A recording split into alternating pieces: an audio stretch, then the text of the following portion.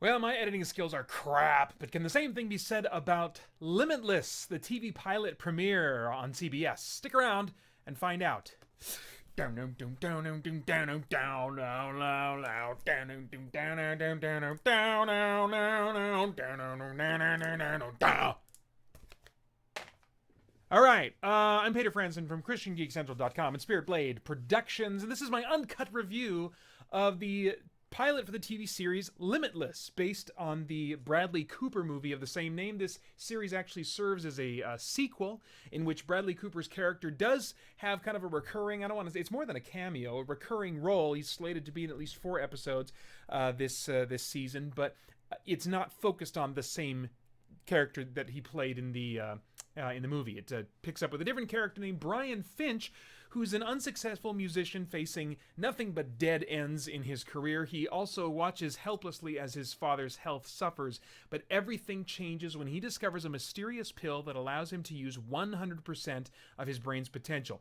Now, with the FBI desperate to figure out where this new drug comes from and other users who want to either kill Brian or use him for their own agenda, Brian's in the middle of a conflict that's pulling him in multiple directions at once. But if he can keep a steady supply of the pill and find a way to avoid its deadly side effects, he may become the most powerful human on the face of the planet.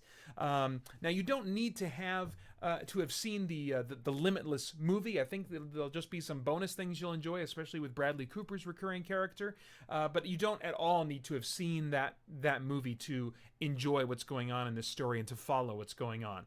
The story is really enjoyable for a guy like me who likes character-driven stories. I want to know what people want, and I want to know what it's going to cost them if they don't get that, so that I can feel something along with them, so I can relate to what they're going through. It's not enough for me to just be like, oh boy, they're in danger, I hope they can get themselves out of this fix. No, I need something that's a little bit more relatable for me to kind of hold on to and follow the story with. The way they tell this story is pretty interesting. They use a combination of narration, voiceover narration, and other storytelling, I guess, techniques or gimmicks or whatever that allow us to get inside of Brian Finch's head as he solves these unsolvable problems with the help of this pill that he's taking. Brian is ultimately also motivated by a desire to take care of his father. That's big points with me. I'm a sucker for a father-son story, and I think a lot of people will be able to relate to that, just wanting to take care of their family, So that's, I think, a great motivation to kind of put at the center of the character. There are extraordinary situations, but the characters are motivated by very relatable feelings. This is cool because it's like a light sci-fi in that there's not like lasers and things like that flying all over the place. It's largely set in a world that we are familiar with, but the way that they kind of show how the powers are working, how the pill is working and enhancing him, it definitely scratches that sci-fi edge. So, I mean, I would call this a sci-fi story, otherwise I wouldn't be reviewing it. It's got to have some kind of geek genre business going on for me to review it on this channel, but it's very grounded, very relatable. So I guess I would, like I said, I would call it light sci-fi. The story's always moving forward in this pilot and rarely lets up on tension, which I really appreciated. One problem is solved, but then another immediately is introduced. So I'm totally hooked to that kind of storytelling, that kind of pace, if I can watch it without commercials. I watched this on the CBS website, and man, that was a big mistake if there's a better alternative, because there were just as many commercial breaks as I would have experienced had I watched this live. And the commercial breaks were just as long. They had just as many commercials. I was like, oh my gosh, I've cycled back to appointment viewing. The only difference is I was able to choose when I started watching it. I might have to see if I can figure out a way to maybe like push play and then mute it and just minimize that page and let it play for the whole hour and get through all the commercials. Sometimes if once you've played through all the commercial breaks in on a show like this when it's on its website, then you can go back and watch the same material again and not have to sit through the commercials a second time. But maybe I could kind of skip that first time by muting it and minimizing it. I don't know. I'll have to figure out some kind of trick, because as much as I enjoyed this, I will not sit down and watch this again if I have to sit through that many commercials. The setup for the series going forward may not be as strong as the pilot. I'm not sure. It's too soon to say. He's on the run for most of this pilot, but it looks like the series is going to be about him working with the FBI and not being on the run. I really don't want that, because that could just turn into, CSI, but with a guy that has superpowers on your team helping you to solve the crimes. I'm not at all interested in that. I'm hoping, the pilot seemed to indicate that going forward, he'll be working with the FBI specifically to track down the origins of this drug, which is something that I don't think they ever got into in the movie itself. So that could be a very interesting, twisting, turning, conspiracy-filled kind of story arc throughout the series. So I'd be very interested in that. And hopefully Brian Finch will continue feeling torn between multiple masters as the show goes forward. They're kind of like, there's the FBI, there's Bradley Cooper's character, which I don't want to say much about. Those are two entities at least that could be pulling him in different directions and expecting things from him that might, have conflicting goals. So I really hope that they play that up. I would even love it if there was like a third element of just like other users that are wanting to track him down and get his supply and stuff, so that he could have these three different kind of sources of danger and conflict and need that are pulling him in different directions. I think if they really play that up, it could just be a really enjoyable, tension-filled TV series.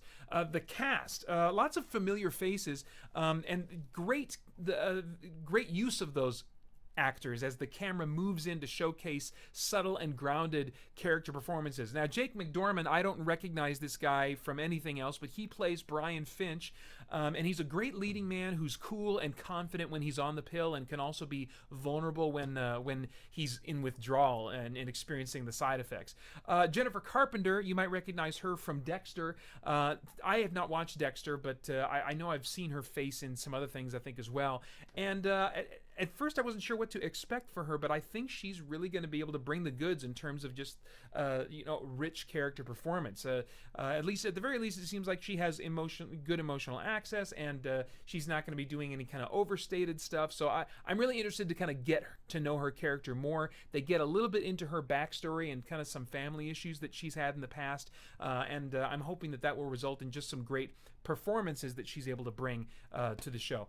Mary Elizabeth Mastrantonio, which I know her best from The Abyss. She was the ex-wife of one of the main oil rig guys, and she was great in that movie. Very memorable movie for me. And she plays the head of the FBI department that's hunting down Finch and the drug. And she didn't have much to do in this pilot, but I think that just knowing kind of the caliber of her skills, she could potentially just bring a lot to this show. And then Ron Rifkin, okay, this guy played Brian Finch's dad, and I'm so excited because Ron Rifkin played Sloan in Alias, which Bradley Cooper was also in. He got his start on that TV show, if you remember that one. And I just enjoy seeing both of those actors, in this show. But Ron Rifkin, he was so great as Sloan, and he does such a great job as this really endearing father in this story. So I hope he's featured a lot. It doesn't look like, based on what IMDb lists as his credits for this series, it doesn't look like he's going to be in a ton this season, but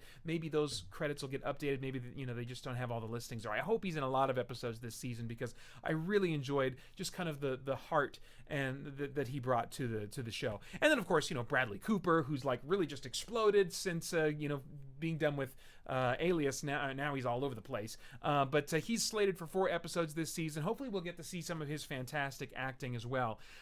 Great cast here, so much potential. As far as the stunts and visual effects usually revolve around how they portray Brian's mind working on the how his mind works when he's on the drug. And this is done in a variety of ways that you'd expect and a few that you wouldn't. Lots of, I think, creative potential for how they portray the effects of the drug that I think will, as I said before, will really kind of scratch that sci-fi itch. Now, is there anything of like moral, philosophical, spiritual relevance that might trigger some worthwhile thought or conversation after watching this pilot? Maybe. I don't think there's very much, but there is some potential. Certainly, I think one of the things going on in this episode is that whole ends versus means, and maybe I would describe it better as saying, how far would you go to achieve whatever this thing is that you value, that you think is really important to achieve. In this case, Brian wanting to help his father, whose health is failing him. So how far would you go, or how far would you go to avoid capture by police? There's a scene where he has to inflict a lot of pain on himself in order to get himself out of a rough situation. So that seems like it's going to be a source of tension. And there's also, I think, some potential opportunity in the future for them to have some moral dilemmas in there. How far should you go before it's not worth it anymore, before the means no longer justify the ends. So like I said, there's not agonizingly difficult choices in this pilot, but I think there'll be potential there in the future.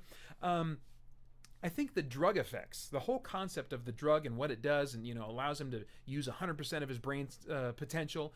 I think that's interesting. I think it's a potential foreshadow of the glorified bodies that Jesus will give to those who place their trust in him. The Bible doesn't suggest that resurrected believers are going to have like Green Lantern superpowers, or other things that we associate with comic book characters. But it does say in 1 Corinthians chapter 15, verses 42 and 43, this from the ESV, "So it is with the resurrection of the dead. What is sown is perishable. What is raised is imperishable. It is sown in dishonor. It is raised in glory. It is sown in weakness. It is raised in power." To get a better idea of kind of what these resurrected bodies of believers might be like, we can, I think, look at Jesus. The Bible describes him as being the first fruits of those that are raised from the dead. And so since he was the first fruits of resurrection, sort of a first sample, if you will, it may be that we'll be capable of what the Bible shows he was capable of after resurrection, but I don't know. He might be a unique case in a number of ways. At the very least, I assume that our minds and our bodies will be operating at their peak intended potential, which makes the concept of this show, I think, all the more interesting to me as a believer. So if I were a time traveler going back in time, because I have no idea what your tastes are in things, I would say to myself, okay, Pater, this was cool. You got to check this out. But try to find it not on the CBS website. Try to find it somewhere else with fewer commercials. And if that doesn't work, just wait for the first season on Blu-ray and hope enough people watch it with commercials for them to make a season 2. But to give that Blu-ray a gamble, just buy the whole first season just based on this pilot. It'll be worth it to not have to watch the commercials if it's if you end up not liking the rest of the show. I would give this pilot a quality score of 9 out of 10. I really enjoyed it. That's an A letter grade for me. And a relevant score, I guess its potential for sparking conversation and thought and stuff like that about worthwhile things, I would give it a 6 out of 10. That's a D, so it's not a failure, but I don't think there's a whole lot going on there. Definitely, I think some potential if they choose to take advantage of that in the future. Okay, so those are my thoughts. I'd love to get yours in the comments below. Please check out the Extra Life video if you haven't already. I'd love to have you involved with that. You can also support this channel by visiting spiritblade.com and seeing the cool stuff that we have available for you there.